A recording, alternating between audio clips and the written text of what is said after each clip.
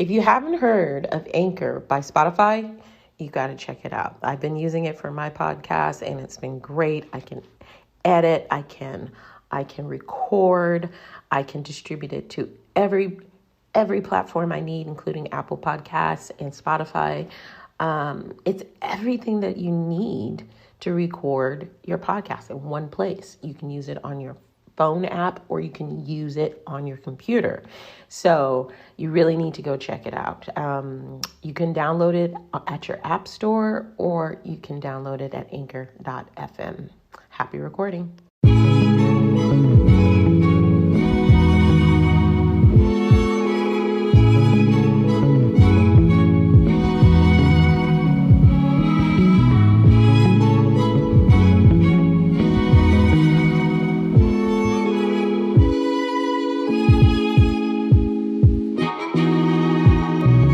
Hello, and welcome to EQaboveIQ, Parenting with Emotional Intelligence and Healing the Inner Child. My name is Trina Casey, and I'm your host.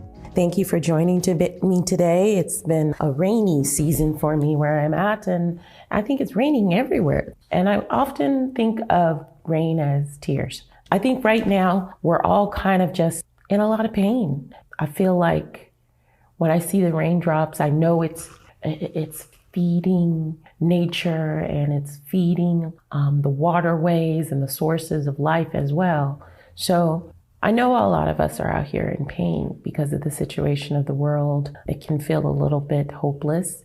But remember, just like the rain, those tears are allowing the emotions and pain and the suffering to come out of you and heal other parts, connect with other people, show empathy, show emotional intelligence. You know, I had a discussion with someone and we were talking about this fallacy about healing that has been sold by the marketing gurus of the world. See, what I have found is that so many things that start out as a positive part of our evolution are often co-opted by the people, the sources of our suffering, and then turn into a marketing or profiting resource. And I really wish that would stop. You know, I know that we live in a world that's based on money and success and driven, you know, towards those goals. But healing shouldn't be for profit. But it is, because so many of us have switched out of the cog in the wheel, drone, shall I say, slave mentality in a place of awakening. And we're on a mass awakening as a people. These forces, I feel like these forces are just getting more and more violent and more oppressive in their attempts to stop this massive healing. But the thing about healing is not without suffering and it's not without pain. And I think that a lot of what they are selling you is, oh, once you heal, you'll be this peace, Zen-like monk person of joy and happiness. See, the fallacy of joy and happiness is constantly perpetuated, but life is not always these moments of joy. That's not the point. It actually, contentment is the goal. A balance between this euphoric happiness and this deep, desperate sadness. It's this place in the middle where you don't necessarily feel pain, but you don't necessarily feel joy. And as you're getting through that process, you're awakening and you're understanding that this thing that has been sold to us for so long is so fear-based, because the people who founded this colonialism, this current state of reality, are living in a perpetual state of fear because they don't want to lose control. Now, how do I know this? because we see it around us all the time. And I think that if you sit with yourself and you're not in that state of perpetual fear, you will see it all around you without it coming within inside of you. It's difficult. I'm not saying that, I don't have fear sometimes. Matter of fact, my fear is usually based on the hope that my son can see his way through this world, through this mess that has been created, and still come out unscathed. But it's too late for that. So I have had to come to a place of acceptance that his journey here is separate than my desires for him, for this journey. And that's really a tough one for parents, to allow their children their own path forward. I'm not saying that we don't protect them, that from those obvious threats, but we have to come to the realization that they are going to face pain just like we did. And as you are listening to this podcast, if you are a person listening to this podcast, I want to thank you. I appreciate you so much, because it gives me faith that I'm not alone on this journey of healing, of desire of healing, because you're listening. You want to hear what I have to say about my journey, and I hope that you'll be able to share that with someone. Share this podcast with someone so that they can hear that they're not alone as well in that desire. Because I think what we feel sometimes is a feeling of desperation, a feeling of isolation, because we think that we're the only ones feeling this struggle, feeling this desire for peace. But the truth is, it's more of us than the ones trying to keep everybody asleep, the ones that are trying to monetize the healing process. I'm not saying that there are some of us out here who aren't doing good work, but I'm telling you, there are more than I like of people taking advantage of our suffering. And that's very manipulative and it's very narcissistic.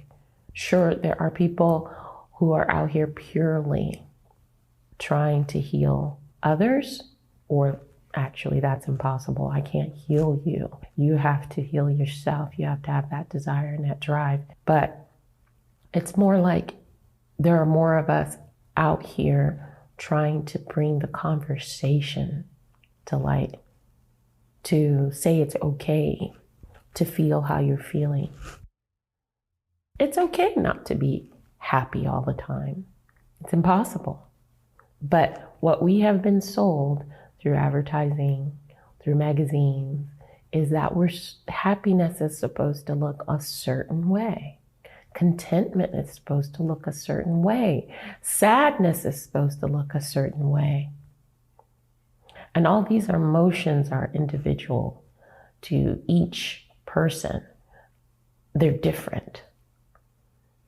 I have been asked throughout my life, when I have that face of concentration, if I'm angry. Are you angry?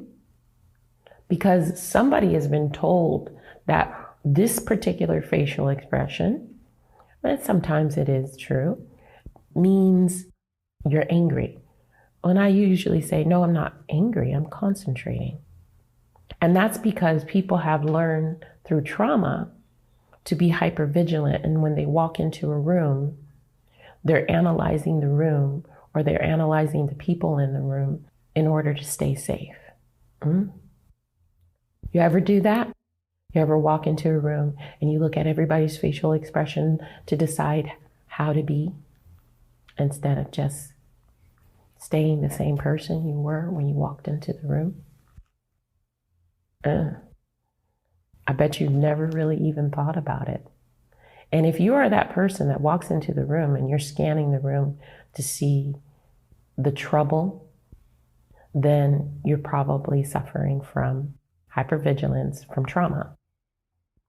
Did you have a parent that had unpredictable emotions, that one moment could be happy and joyous and then the next violent and aggressive? Did you have a partner gaslight you into thinking that you were somebody or something you weren't, or making you feel poorly about the person you were at that moment just for existing because they felt bad? They felt bad about themselves, so they needed to bring you into the pity party or the angry party or whatever emotion they were in the moment. I can tell you that this is happening to people all over the world, and they're not aware of it. You know, I started taking this emotional intelligence journey, almost 20 years ago. You know, I discovered a book by 6 Seconds, ordered it, started reading Daniel Goleman's book, and just really digesting a lot of this information, and then psychology and neuroscience and all these things that are a great interest in me. I kind of just read on my own time. I know I'm a total nerd, but it's because I went through childhood trauma. And I wanted to understand it so that if, and that was a big if, I ever met anybody and had a child, I was going to be the one to end the generational trauma to the best of my ability. And I'm still not sure if I'm successful at that. I know that my communication style with my child is so different than what was given to me. The authoritarian style, the you are bad style, the doubting of my ability styles. I just got off a call with a kid who's going into college. I support students online as well. And man, the first thing she said was, my mom, I'm trying to figure out how to improve my study and interview skills because I'd like to improve them. And then my mom said, you're right, because you're really bad at that. Oh, man, I felt it. It was a visceral feeling because I had these type of words spoken to me, whether it's conscious or unconscious. It hurts your children so deeply, and it embeds an ideal of who they think they are. And as I am coaching this student and I'm trying to make her understand, that has nothing to do with her. That is her parents, her mother's programming, and not her. She said she's very sensitive, and I am too. I so resonate. That so resonated with me, how sensitive. And what I applauded her on was that she recognized her sensitivity. She was self-aware enough to say, I'm a sensitive person. And I said, good for you. Good for you to know that you are sensitive.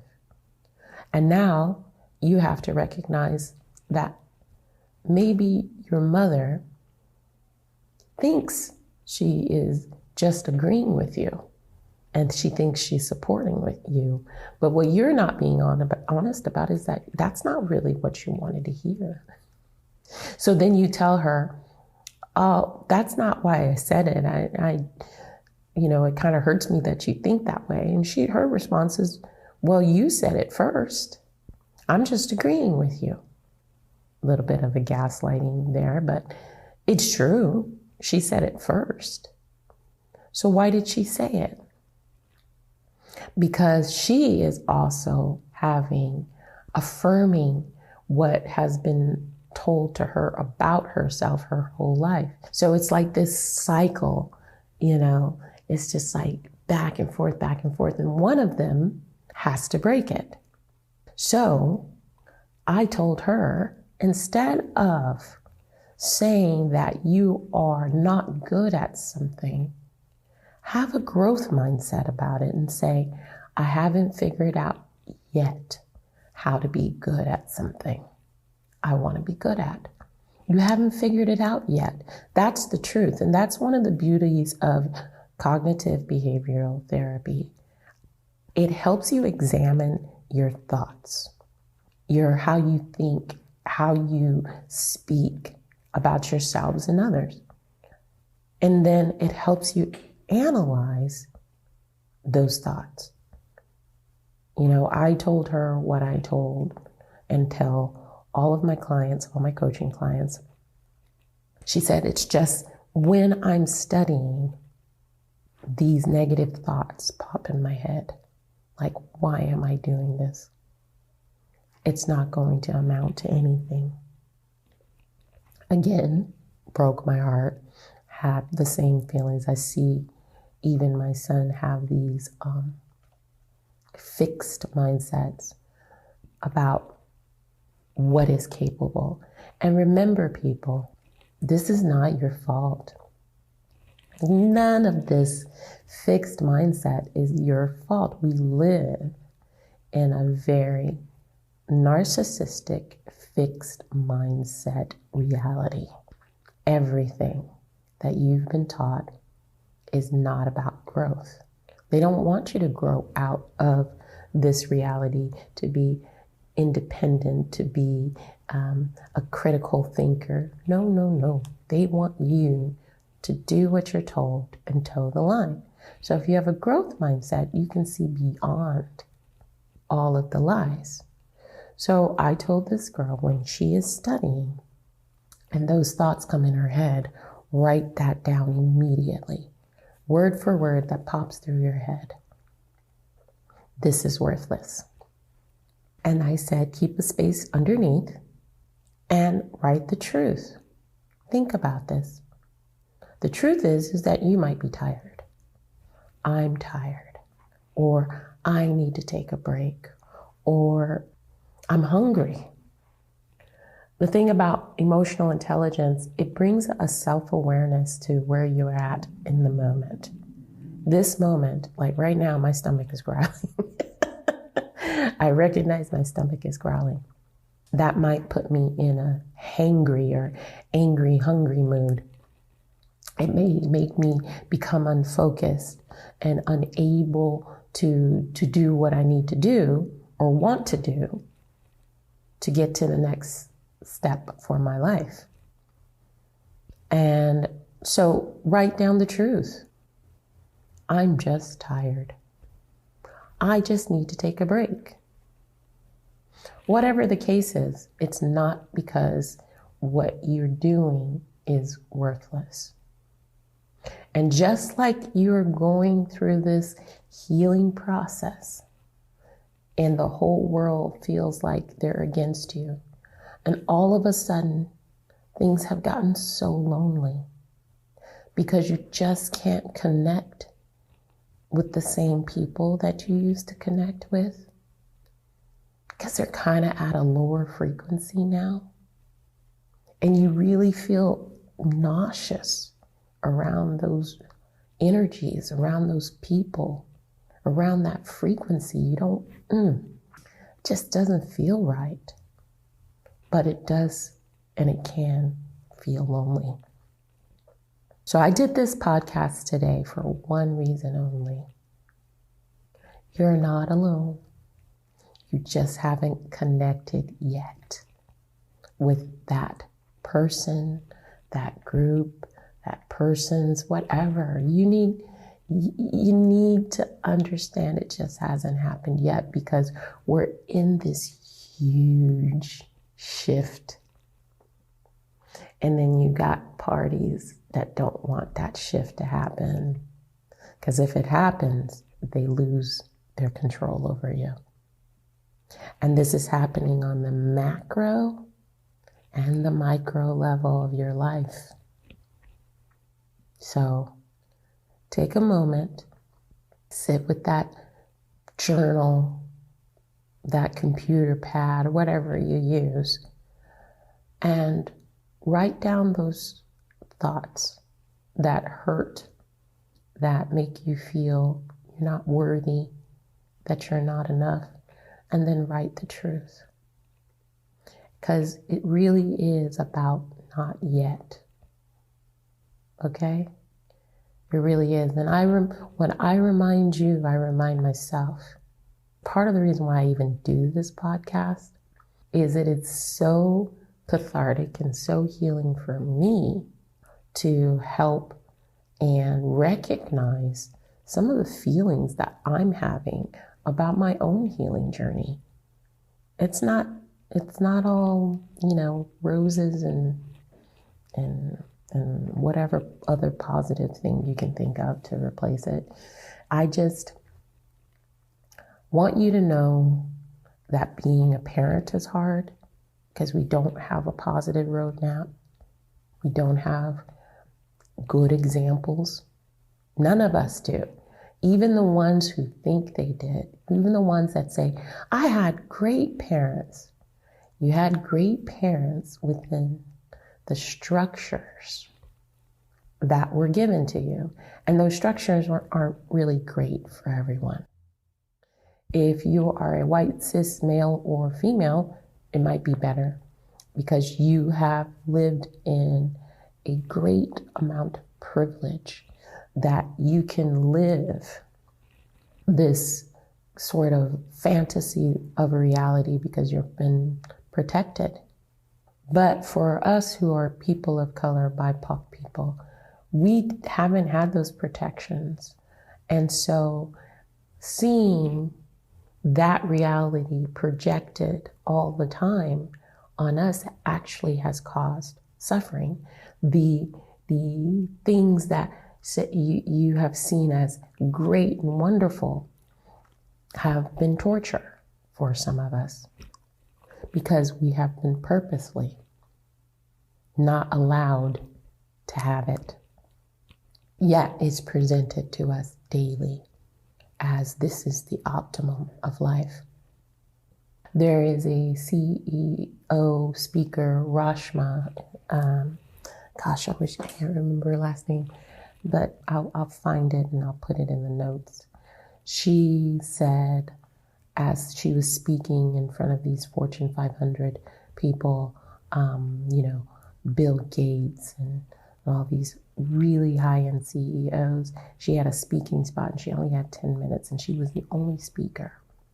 And they were trying to mentally intimidate her. Oh, this is a really tough spot for you. And her thought was, she said she wished she had not 10 minutes, she wished she had 12 because she had a lot to say. But as she's been in all these rooms with all these high tech and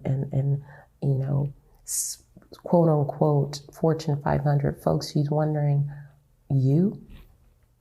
Why you?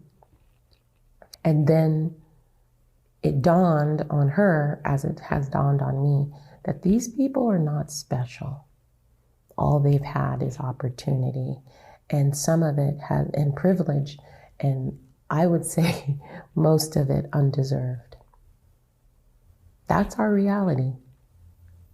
They were given privilege not based on merit, but based on the color of their skin, their gender, who they know, networking. And that is the reality that we have lived. So just know that you are worthy to lead. There's nothing different between you and them, just opportunity. And once you get that opportunity, I want you to take it in your hand. I want you to hold it, and I want you to run, and I want you to feel awesome about yourself. Enough with the self-help books, enough with the gurus. You were born with a wisdom that had been taken from you from childhood till now. And I want you to revisit that inner child. I want you to know that that active imagination is still there. And I want you to create your reality. And it doesn't have to look like the one that you have been living in. Because I know mine doesn't. And I don't want that reality anymore. I want my reality.